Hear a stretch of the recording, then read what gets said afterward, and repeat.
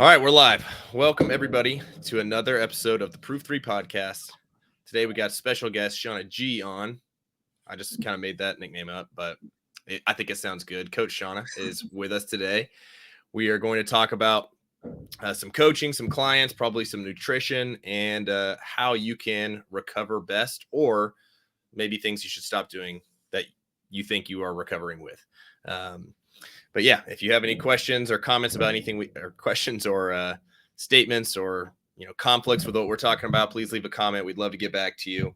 But yeah, today I kind of spoiled it. I already asked you, but for the listeners out there, what kind of exercise or fitness have you done today so far? Surfing. I surfed. Yeah. Actually, the Pacific Ocean has been pretty quiet for a while, and I hadn't surfed in probably 5 or 6 days, and so I was just kind of getting eager. I was like, well, whatever. I'll just take my paddle board out, or my longboard out, and if it just ends up being a paddle, that's fine. But actually ended up being little, as we call, like little ankle biter waves. So it's always nice to just. I like a break from the gym, and being in nature is a nice break, and get to see seals and pelicans and beautiful sunrise. So it was a nice morning. Nice. How early do you have to get out there for to make it work for a day like this? I was out. Not too early. It's really when the sun comes up. So right now, first light is around 6. So yeah, I was in the water by 6. I mean, earlier, like it's crazy, like almost, at summer solstice, so June time, I could be out in the water by like 5 a.m. It's nuts. You like that? I do, because it's like I'm an early morning person. So it's like, I like to be able to just wake up, have, get some water, have some coffee, have a little tiny food, and get out ASAP. That's kind of nice. Yeah. And have a full day right after. Yeah, exactly. Yeah. Nice. Okay. So then second question, what have you eaten today? Okay. I had a smoothie this morning with a banana, protein powder, some Greek yogurt, and what else? I had some berries in it, little fresh OJ just to kind of give it some liquid, and that's it. Yeah. I mean, I typically like to eat before, or I like to have something in my stomach before I go out and surf. I've gotten used to that. I mean, I could go fasted, but I just would rather not, especially if I'm going to be in the water for 2 hours. I just get hungry, and I'd rather not come in just because I'm hungry. So it's easy to digest. It gives me all the things I need: fat from the Greek yogurt, carbs, a good amount of protein. Like it ends up having about 50 grams of protein in it. So nice. Yeah. Is that what you shoot for? The 50 grams per meal, roughly? Not per meal, but the first meal of the day. Yes, I do. Because that way a lot of my protein is out of the way. I feel like, just from everything I read, it like sort of sets the tone for the day, where it satiates me. It regulates my blood sugar levels. And I'm just, sorry about that. I'm one of those kind of people that get hangry. Like I just do. I get low blood sugar, and it's just not pleasant. So yeah, for me, it's really important to get satiated at each meal. So I don't feel like, one, I need to eat between meals, and two, I just feel better, throughout the day. Yeah. I'm pretty similar. 50 to 60 grams first meal. And it really just helps me the rest of the day not have to, be trying to find, quality protein. I mean, I can find them, but not eat as much, like having to fight it and, force meals down like before or after a workout. So yeah, it helps a lot. So yeah, are you working with, do you have like a bunch of surfers you work with? Are you in the pro surfer community coaching?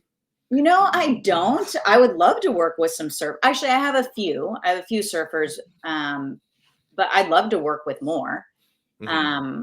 Just because, I'm a coach that likes to work with people that I can relate, like I have a relatability, in the sense of whether that's age or sport or, I have experience with. And so that makes me feel like I'm in a position where it's like, all right, I know, not that I know exactly what that person needs, but I have a better idea of what that person needs from a training program.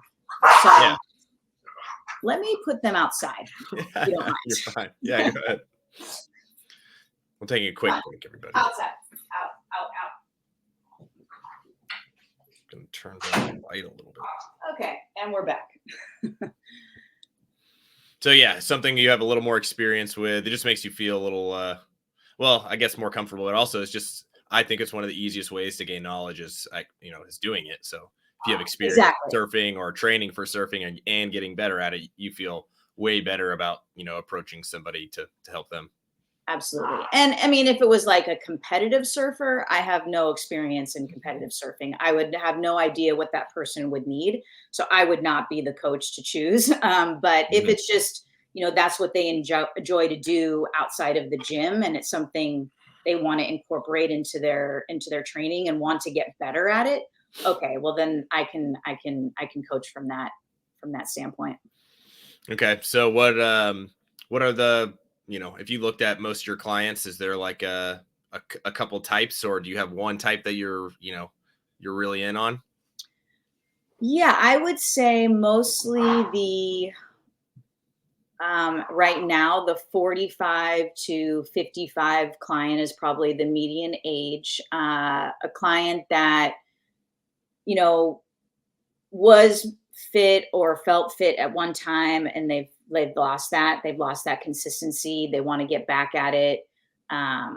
They have experience in the gym. They just don't have the consistency or the accountability piece.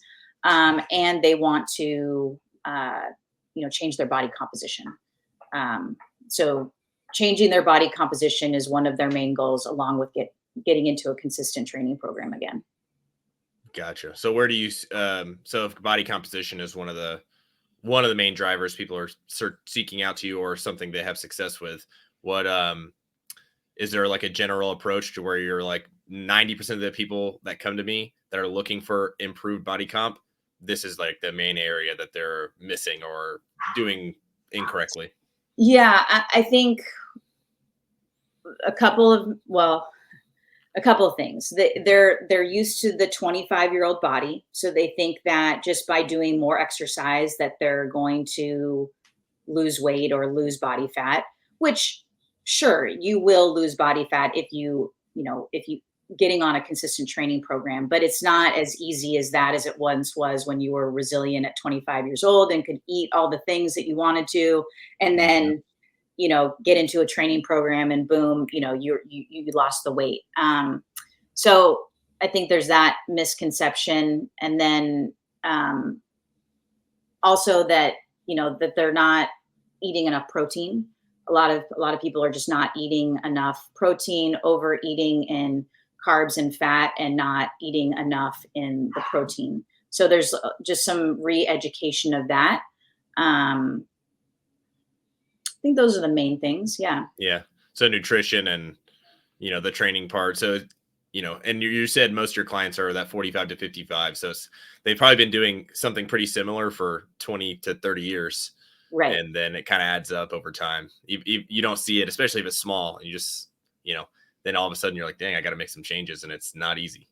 It's not, and it's not easy from a mental perspective. Like I can just think about a client that I'm working with now that feels like, okay, this is what's worked for me. It did work for me. And so I'm going to continue to do this thing that worked for me, but yet really you're not getting the results that you want, And so it's a lot of retraining. I mean, and it's breaking these beliefs down, which it can be hard because we get tied to our beliefs, right? We get tied Yeah. to this idea that, oh, if we eat less, then we're gonna, basically if we starve ourselves, then we're gonna have the body that we want, Yeah. when it just doesn't work that way. So Yeah. Or it did work when you didn't have 3 kids and a job and way sure. more stress, responsibilities, less sleep. Yeah, like it worked then, like I was fine just eating a whole lot less but now it Yeah. just you got to find that sustainable way. So someone comes to you, let's just say it's this person that is looking for some improved, they want to look a little leaner. They want to be healthy. They love to they like to train, and they're good to do with whatever you say. What does that look like? Do you just, hey, the major focus here, we're going to get into the gym 1 or 2 days a week, but really we got to put all our efforts into nutrition? Or is it more case by case? Or, how would you approach it with somebody? Yeah, definitely case by case. I always ask the question when someone's kind of, especially when maybe they're going from, virtually nothing of training to something of training, like what's doable? What is successful? I know that maybe you would love to get to 4 days a week or 5 days a week, and we'll get there, but what's doable right now? Like, what can you do without even thinking about it? Like, what can you, just to make them successful? Because I think it's important in anyone's like first, month of journey on that, like of getting a coach, is like, let's get them, let's create some success. And it really can be just simple, and make it easy. Right. And I think that we get caught up, because I think that media and all these things, like, the 6 week, like the 6 weeks abs. And I mean, those are still things that I see in like men's journal magazines, which just like is insane. It's like, yeah, it's just not going to happen. Like, it's not that simple. And so I think just starting easy and simple and doable and with success. So if that means 2 days a week, great. That's better than where you were at. You were at 0 days a week. So we just went to 2. Like that's a win. Right. So, that's where I would start with training. And then I think with nutrition, it really is based upon what I see in their food journal. What are they logging? Like, what are they currently doing? Because I'm not going to take them from A to F if they're not quite, they're not ready for that. Like, let's make a small step. So does that mean, oh, I see that, for breakfast, you're having cereal. Okay, let's change that. Let's make it into more whole foods. Let's add a little protein in there. And that is going to be an upgrade from what, the cornflakes that they're having with milk currently.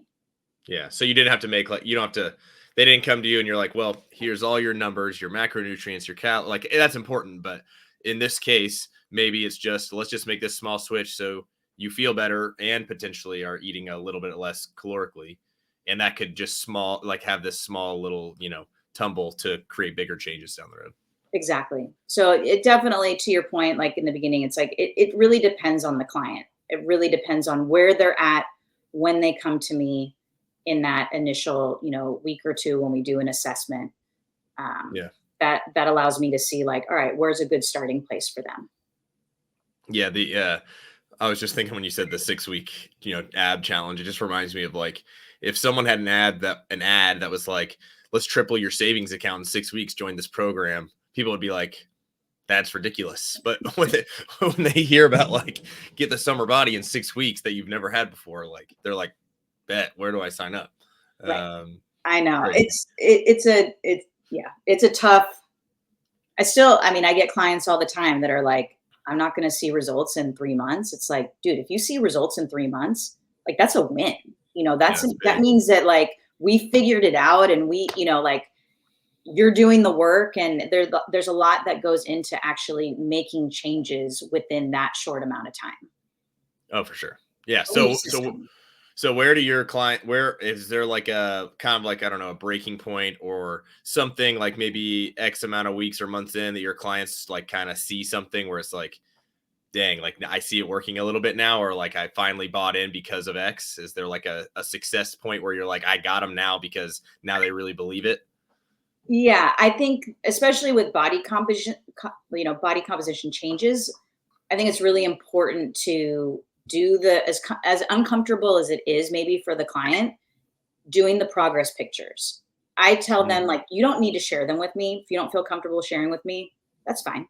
You keep them, like, do them on your own. But I think it's important for them to actually see the changes with that, and doing, whether it be an in-body or something that gives them changes in skeletal muscle mass and body fat percentage. So when they see that, they're able to go, oh, okay, this is working. Or, I'm not just feeling or noticing differences in my pant size or whatever, how my jeans are fitting or whatever it may be.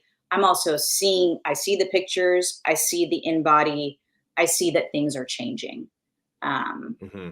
And, once a client, I see that like once a client sees that they're like losing body fat, it's like, all right, it's like, I'm just going to keep going. Like, I want to keep doing this. I'm on the right track. And then it's like, more habits start to change, and, the priorities start to really shift too, of like, Yeah. okay, like I'm going to do this to, achieve this.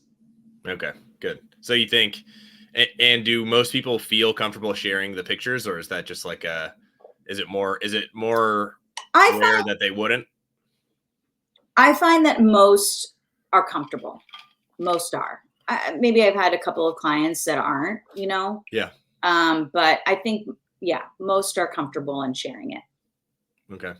And then, and do you think mainly it is because I guess if you're looking in the mirror and you see a big change, that means it was probably a really big change if you're noticing it from like 3 months ago.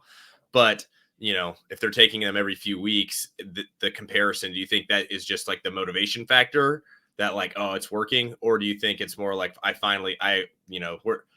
are they on the fence of thinking it's working? And now they're like, oh, like, I believe you. Like, I thought it was all a joke, or I didn't really trust you that much, but now I really do.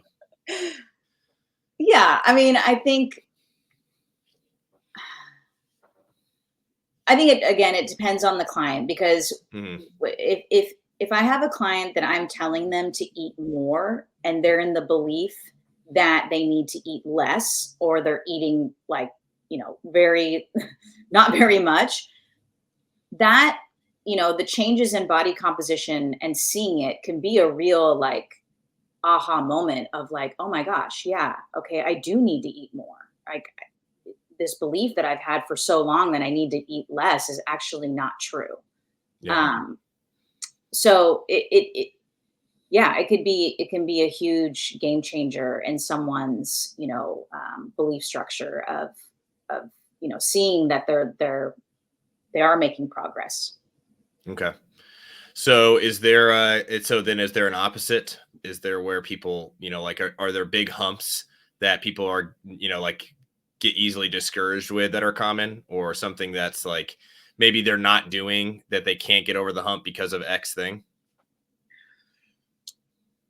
Um, so yes, there's a couple of things where people have a misconception of the scale number. That's why I think it's so important to do an in body or something of that nature, because the scale, as you know, it's like it can go up. Like, and the reason being is maybe in the beginning of starting a strength program, a strength and conditioning program, it's like you might be gaining skeletal muscle mass. And so if you're gaining skeletal muscle mass and your body fat is kind of remaining stagnant or not really going down as fast as the skeletal muscle mass gain, then there can be an increase in weight. And so someone can get really discouraged when they get on the scale and they see like, oh, hey, I came to you to lose weight and I'm actually gaining weight, and I get it. Like that's Yeah. like, oh, okay, yeah, you're right. You absolutely did come to me to lose weight and you are gaining. And so there's okay, we just need to give this a little bit more time. You can see that you lost 0.5 body fat percentage. So it is going the right way. It's my job as a coach I've had to re-educate people about that scale number, because it's just, people get so tied to it. And I get it, because that's how we've always, Hmm. that's how our society is. It's like, okay, we need to lose weight. We need to lose weight. And we haven't really, you know, gone in this forward way of like, okay, skeletal muscle mass is important for our longevity. Like, Hmm. it's so important. I think as an older, well, and I'm not old by any means, but like the older I get, it's like the more I realize, just watching my parents get older and then passing away, it's like, it's so important for your longevity to maintain that and gain skeletal muscle mass. Yeah. That's funny that Henry had him on quite a few times, and he talks about like it's your duty as you age to try and hold on to your muscle mass. He says for your health, but also your responsibility for your family, for others. You know, like you can be such a great asset if you just get a little, you know, be a little more fit, have a little more muscle, and your life will change. And most of that is through his experience with his clients and talking about how they've had such a, you know, a change in life. So Yeah. it's cool to hear, you know, this a second you know, you affirming that in just a different way, which is cool. Yeah. All right. So one thing I wanted to chat about is recovery. We had Yes. like a Slack. I might be making this up, but we had a little Slack message thing in our company Slack thread, and we were talking about recovery. And I swear you had messaged about it. So maybe I was wrong, but I was like, oh man, this is great. We can chat about this on the pod. And I thought you had mentioned something about nutrition being like a big part of, you know, recovery, not just like people think recovery and they're like, I go on a walk or a bike ride or foam roll, and those are like the traditional ideas of what people might think recovery is. So that's what I wanted to talk to you about. Some recovery methods that you might give to clients or tell clients, hey, this is something you should do, or, hey, on this day, we're not training, we're doing this, and this will help you. Whether that's helping your training or maybe just recovery from work or stress or whatever it is. Yeah. So do you want to list a few out and then we can kind of break them down? Yeah. I think from a well, let's like talk about it from a training perspective. I think that walks and getting out of the gym or, you know, getting into nature. And it's funny, like back in the day when I was coached by Mike Lee and like I was training for, you know, CrossFit and all that, you know, I mean, he would consistently tell me to walk. And I'm like, walking is so boring. Like, I don't want to walk. Like, come on, you know, like I'm a Division I athlete. Like, I don't want Yeah. to freaking walk. Am I And walking to another gym or what? Like, where am I going? yeah, yeah. But actually, I remember even messaging him. I'm like, I really like this walking. Like, it really just clears my mind. It's like, I can take my dog, which helps my dog, obviously. Um, and actually, you kind of do work up a little bit of a sweat, you know? So I think that walking can just be, yeah, it's one of our, as a human species, it's one of our most natural ways of movement. Like that's what Mm-hmm. we were meant to do as human beings is walk. And so, um, I think that walking is really key. I always encourage my clients throughout, whether that's even during the day of like, hey, get away from the computer, go outside, take a 10-minute walk, like just Mm-hmm. have it be a reset, you know? And so I think it just covers so many bases with walking. And if you can Okay. do it in nature, great. If not, you know, if it's just like on some pavement on a street, like that's okay too. So I'm a big proponent of that. I People think don't that, applaud walking enough. Like when a baby walks, everyone's hype. Or when an adult walks, they're like, you know, they're like, you're kind of weird. totally. I mean, I miss, like, it's one of the things actually I miss about being in, like, living in a city is just your ability to like walk to the store or walk to a place to eat or walk to a park or, you know, it's just Mm-hmm. so easy. But yeah, I think that yeah, it's underrated, definitely Yes. underrated. But you know, I think that if I have a client that's like, oh, I'd like to go for a bike ride, great, go for an easy bike ride. And I think the key is that making it sure that it is a zone 1, um, you know, walking, like you can't really like it is zone 1, but you could get yourself into trouble with going on a ride and kind of feeling good and wanting to Yeah. take it up a notch. So but I still encourage it if that's what someone enjoys doing. Yeah. I think that's the most important thing is whatever the active recovery is. If you don't have fun going into a gym and doing some round the world, then don't do it. Like Yeah. I'd rather you not do it. I'd rather you go and do something that you actually enjoy doing. Um, Yeah. I yoga, think well put. whatever it may be. Yeah. I think from a nutrition standpoint, I think sometimes we forget that food is fuel. Like it's really important. And I think just being an athlete for as long as I was, it was like, it was important for me to get the right amount of carbohydrates. It was important to make sure that I fueled myself, and the fuel and my timing of fueling was spot on. And so I think, even as someone that, is just looking to get fit and, longevity purpose, doesn't really have any competitive goals, I still think that getting good quality food and timing it, throughout your day in a way that allows you to get maximum energy from it is truly important. Not skipping meals, or just having a, it's not like you need to be super scheduled about it, but I think that it does help to know that, like, all right, I have my first meal around this time. I'm going to have a little smoothie or post training, so because I know I'm not going to have food, like real food, for the next 90 minutes, because I got to take the kids to work or to school, and I got to get to work, and that kind of thing. So I think it is, beneficial to your recovery to have it planned out. Yeah. So like not have it, because not just like you said, not just for the fitness aspect, but if you're going to work out or go for a bike ride at 2 p.m. and you don't eat anything from when you woke up to then, it probably won't be that good. And then after, you probably won't feel good to work, and the blood sugar spikes or dips. Just to be cognizant, you want to be pretty stable. Absolutely. Absolutely.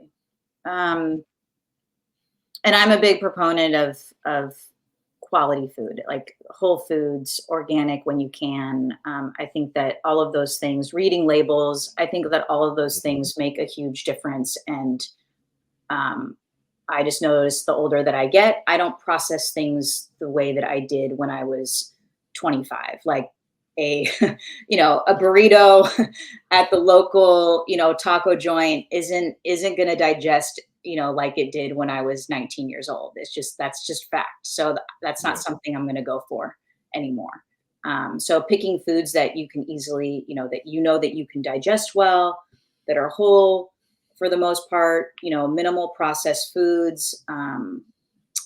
I also think, like, thinking about your alcohol intake throughout the week, I think that people tend to not take that into consideration of their recovery. And I can tell you that alcohol is a huge hindrance to your recovery. I don't care if it's a glass or two glass. Like, I mean, sure, Yeah. enjoy your wine or whatever you enjoy, like, but just know that, like, it elevates your heart rate. It doesn't give you good quality sleep. It's not, it's just challenging for your body to process. And so you're not going to feel as rested, and you're not going to feel as on top of your game if you're having a couple of drinks a night. Yeah, I have a few family members that I'll every once in a while we'll chat about some training or some nutrition, and I'll be like, "Well, what are you eating?" And I'll make them send me a log and stuff. And I'm usually a little more abrupt with them, just because it's family, I can, and it's a little Yeah. more fun. But they'll just send me what they're eating, and they're like, "This is pretty much what I have every single day, every single week. These are my numbers." I'm just like, "Okay, but where's the alcohol for a few of them?" And they're like, "Oh yeah, I totally forgot." I was like, "I told you, tell me everything you ingest. I don't care if it's gum. Tell me what is in your mouth and you're chewing it." And it's funny, but usually when I ask a client about it, they're I've been pretty lucky. They're always pretty honest, and they'll ask, like, "Is it really that bad?" Or like, Yeah. like, well, that's your decision, but you just got to decide. It's not really like, the alcohol. It's not great for you. We know this. It's bad for you, but it's really those other effects that affects the sleep, the digestion. Those are the things that probably people are feeling more often and not realizing it. Yeah, absolutely. And I didn't really, like, truly, until I started wearing an Aura ring, and there were, like, I don't really drink all that often, but whatever, be a holiday or whatever, and I have a glass of wine or two, and I'm like, oh wow, my heart rate went up 10 beats from what it usually is. And I didn't get as much deep sleep. I didn't, actually I didn't get any. It really, and then of course the way that I feel, and, like, to your point, I even forgot about the digestion part, is like my digestion is all messed up the next day. So Oh yeah. to me, it's like, the older I get, the more I'm like, yeah, not really worth the amazing Pinot Noir that I had last night. Like, Yeah. I just eat some grapes. yeah, All exactly. right, so we got food, or so we got walking, some easy movement, food, and then, keeping it good, timing, the quality of the food, and then the alcohol. Any others? I always, people ask me about meditation and, all these other things that are really beneficial to calming, your nervous system. And I think it really, I mean, sure, meditation is great. I think when it comes to those kind of things though, it's really personalized. And I think, meditation may work for me, but meditation, you're like, I'm not doing that. Like that does not Mhm. work for me. I just can't. And so I think that you I always tell my clients, like, try it out. Like maybe some breathing exercises would work for you. Maybe a meditation, Calm or one of those apps or Headspace may work for you. Give it a go. And if it doesn't stick, then we'll try something else. So I think it's just a matter of, all of those other recovery pieces, like meditation. I think it's individualized. I will say though, since we were talking about sleep, um, I would actually put sleep at the number one of my list of all the things. The easiest thing that you could do for your recovery is to go to bed and wake up at the same time every day. Mhm. Like I think that for me, it's just been a game changer.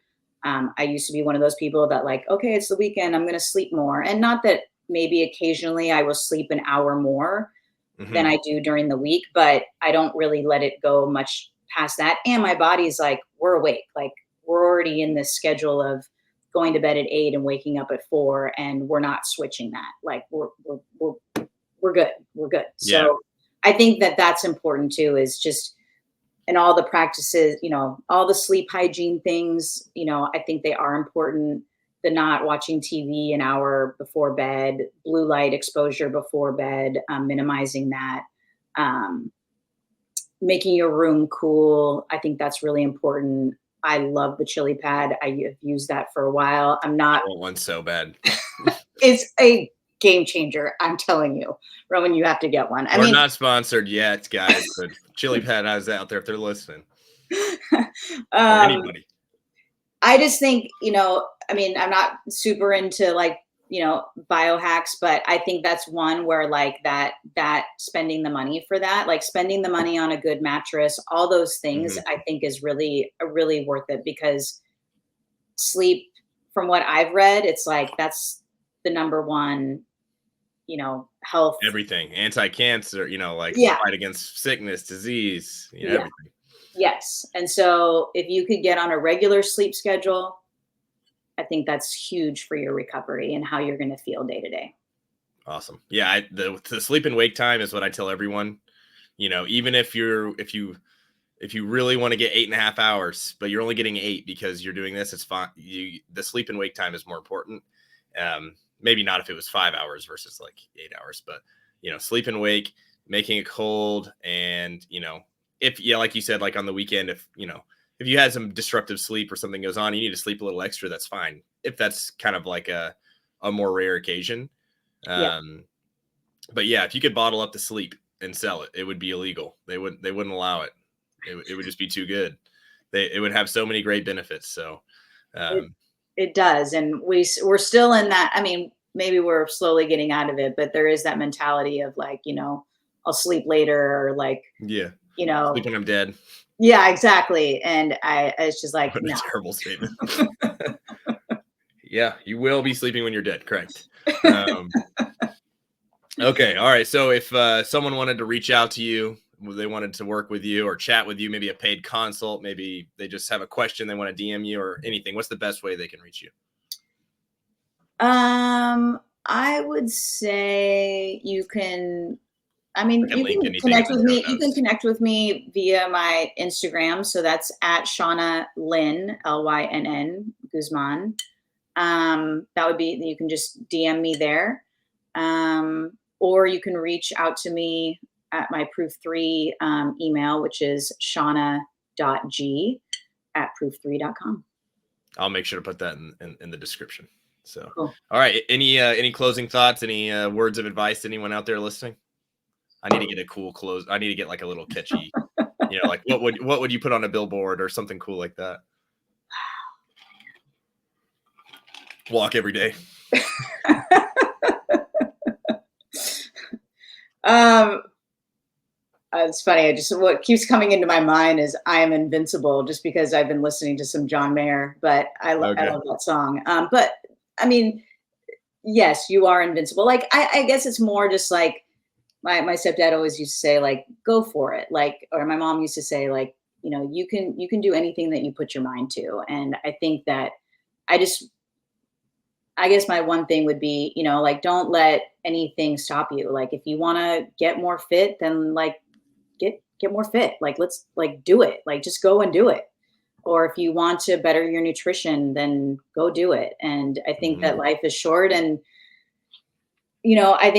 I think, and as I get older, it's like it's so important for me. Like, I want to be here as long as, I know that I'm going to die. That's inevitable. We're all going to die, and I want to make the most of the time that I'm here. And Mhm. so, for a big part of that for me is longevity and being able to surf when I'm 80 years old. So, don't wait until you can't pick up a grocery bag or can't really get into your car really well, or you start kind of losing your mind. Like let's get to it now. And um and it, and also that it's never too late. It's also never too late. Like, don't think just because you're in your mid 50s that, okay, it's too late for me. Like, mid 50s is young. Yeah. Yeah. So go Even for it. 60s is young. Like, I look at like these athletes like Laird Hamilton. Like, look what he's doing. Yeah. It's like, Yeah. Him and his it's wife are nuts. totally. And so I just, yeah, it's never too late. And let's prolong this life as long as we can with good, healthy bodies. All right. All right. So reach out. You guys heard it here first. She's got the encouragement. She's got the skill set to help you wake up at the same time every day and go for your walk. Yeah, Um, absolutely. if you enjoyed the episode, let us know. Please leave a little like and subscribe, and let us know if there's anything you would like to hear from us. And we appreciate everyone tuning in.